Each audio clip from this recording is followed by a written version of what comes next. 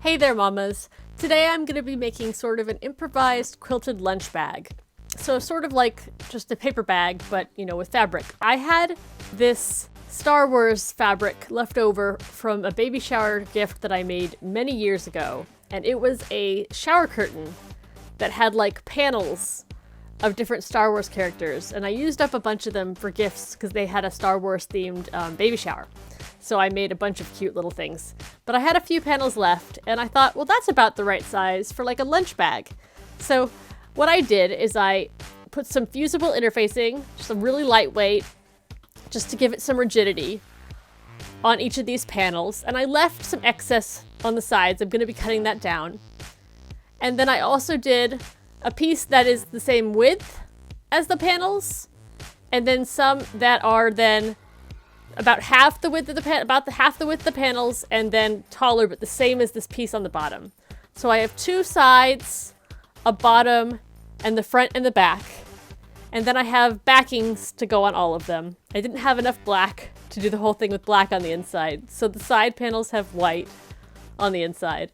But we're basically going to be doing it like we did the shopping bag, but instead of the trim being on the inside, the trim is going to be on the outside.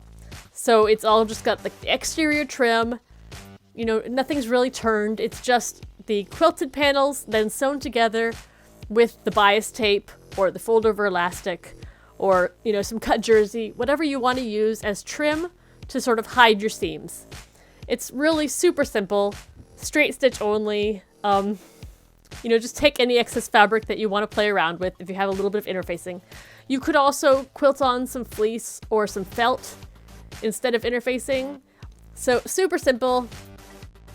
Rather than doing just like a grid or diagonals, I'm going to go the shape around R2-D2 and then maybe just a couple of the seams across and just kind of trace the actual lines to give it a little bit of, quilting in that way. You don't have to, because this is a small piece anyway, and you can literally just sew around the outsides. But I wanted to do a little bit of texture just for fun. And I'm just going to take a piece of the black and then my panel and just lay it in the inside, and then I'm going to trim it down when I'm done. And I'm just going to put that face downward, clip it on the sides, just for now. And I'm just going to sew that together however I feel like quilting it. Doesn't have to be pretty, but I thought maybe I would do something fun.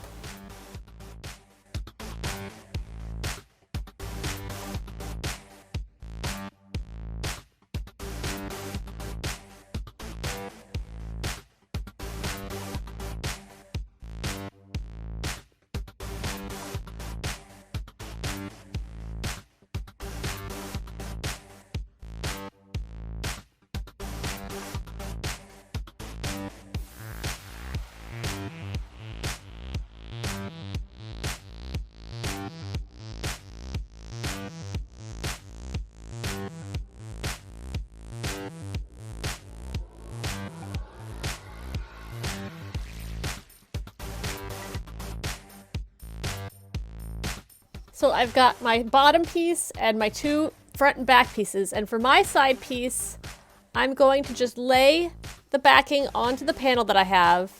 And I'm going to sew it just straight down the middle to give it a nice little fold line. Because you know how when you collapse those bags, they kind of fold in on the sides. You could also use just fabric here without the interfacing and have it just be a softer side. It won't be as firm, but it'll collapse easier.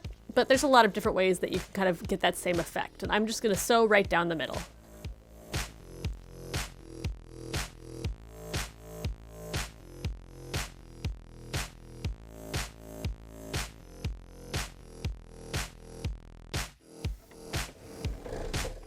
And now I'm just going to trim up my edges, make everything nice and even.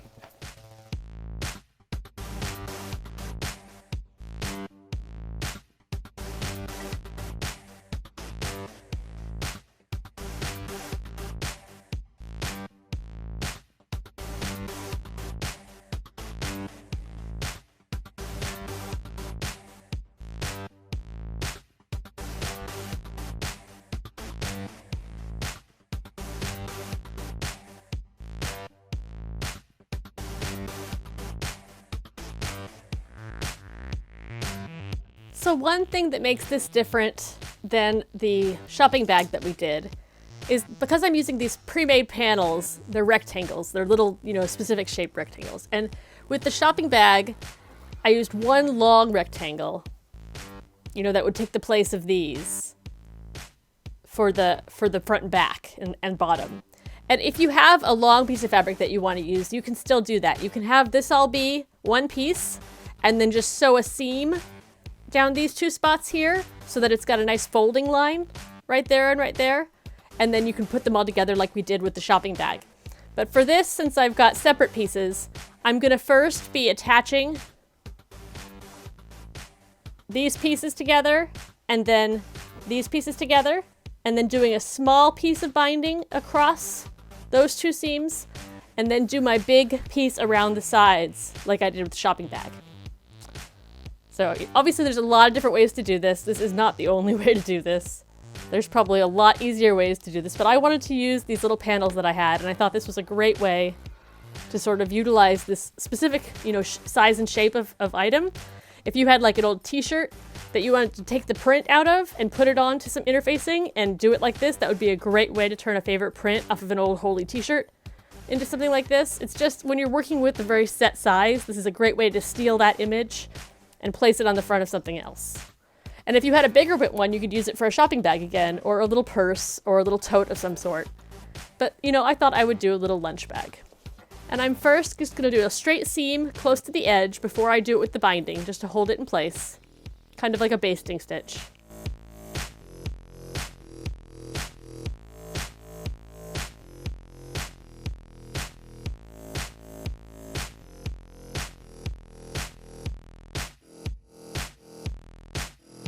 And now I'm just going to go over that again with some bias tape. I'm just going to use some black fold over elastic that I already have. But you can use bias tape or any sort of trim. I didn't have any solid black fabric left over, so I couldn't use, black fabric, so I thought this was a great way to do it. And I'm just not going to stretch it at all.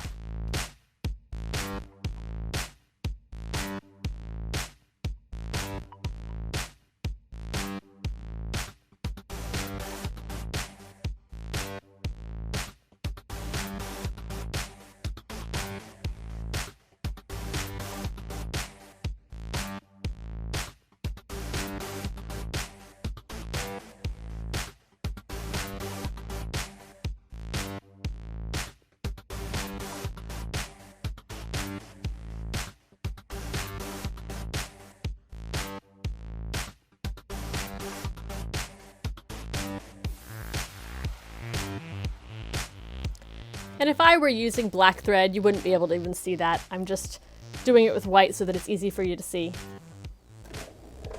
Okay, so now we've got our long panel like how we had with the grocery bag. We've got our bottom piece sewn to our side pieces. You can see how it would stand up like this. And if you would like, you can kind of make these a slight triangle, because I know that some bags come in a little more at the top than the bottom, so they hold their shape. But I'm just going to do it as a rectangle and then collapsible and then foldable at the end for, to have either a Velcro or a snap to like sew it down at the end. But next thing that we do is just basically the same thing again, where we're going to line up our side.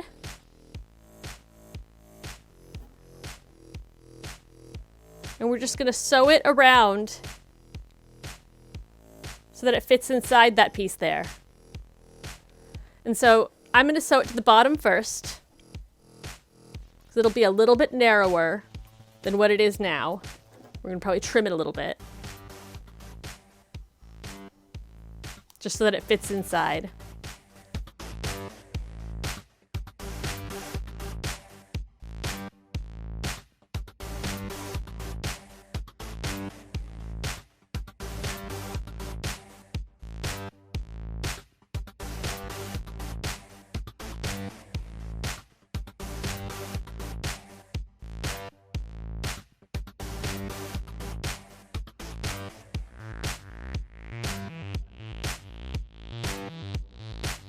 So there's one side sort of roughly sewn together, and you can see how once the binding goes on, the whole edge will be nice and finished. And we're gonna do that to both sides, and then we're gonna put our binding on. And you can see it already kind of looks like a lunch bag. Already stands up, it's got some structure. And we're just gonna take whatever we're gonna use as our binding. So you could use bias tape, or you could use pre-made trim, or you could use fold over elastic that you don't stretch.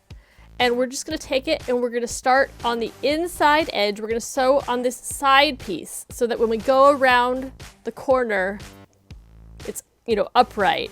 Otherwise you get trapped at this kind of sharp corner. So we're gonna start, we're gonna fold our bias tape or our binding or whatever we're gonna use around that edge. Put a little bit extra over the top. And we're just gonna sew it down with the straight stitch. And obviously you're gonna match your thread to your trim. I'm not. And we're gonna go all the way around the corner, and then to that corner, and then back down. And we're gonna do that to both sides.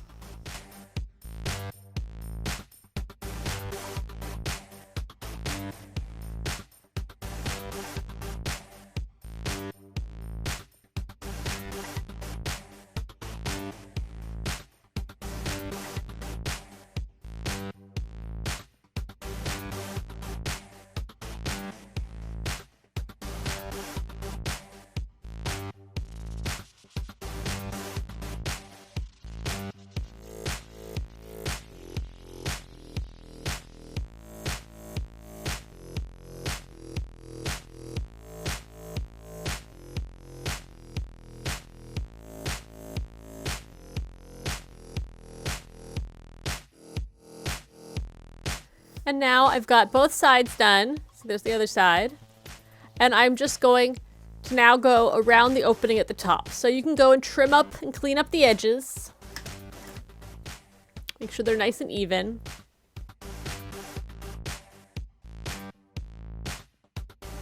And then I'm just going to do the same thing. I'm just going to, well, I mean, you could just sew around the top again to baste it, but I'm just going to use my fold over elastic. I like to fold this edge inward toward the sides. So as you get to that, fold this side down and the other side up. But you could also have it go this way. It doesn't really matter.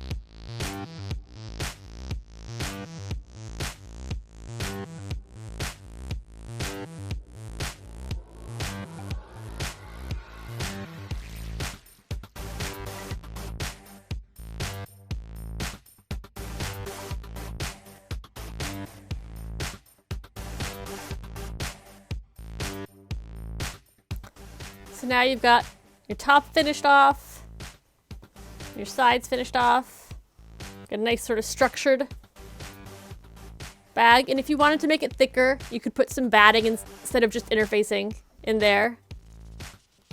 And then you can do whatever kind of closure you want. If you want it to be a Velcro closure, you can just have it with Velcro, have like a little snap over tab. You could take some of the fabric that you used on your inside and make a little little flap. You could have it sewed to one side and then you could have it go down over the other and snap down. That would be an option. Or you could just have the rolling Velcro kind where it has to go twice in order to go down. Or you could just have it with, like snaps on both sides and have it just snap closed at the top and not fold down. I kind of like the idea of having a little flap on it, but I didn't think of it ahead of time. So I'm gonna see what I can sort of jerry rig up here, right? Let's see what I can improvise.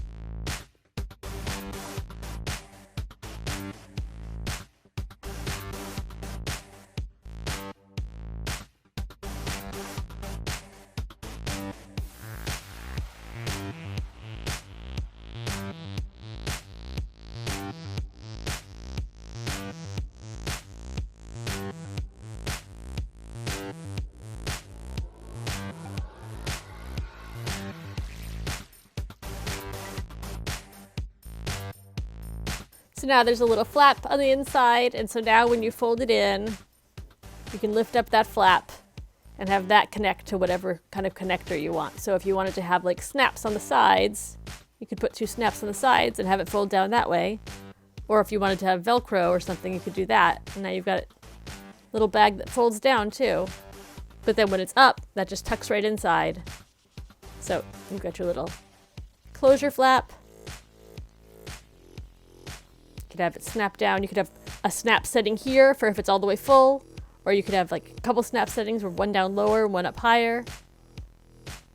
So many ways you could do it. You could do it with a buckle. You could attach a buckle, or you could attach a little strip with a snap on it and then have a little strap that comes up and have the 2 straps connect together. Any type of closure that you want.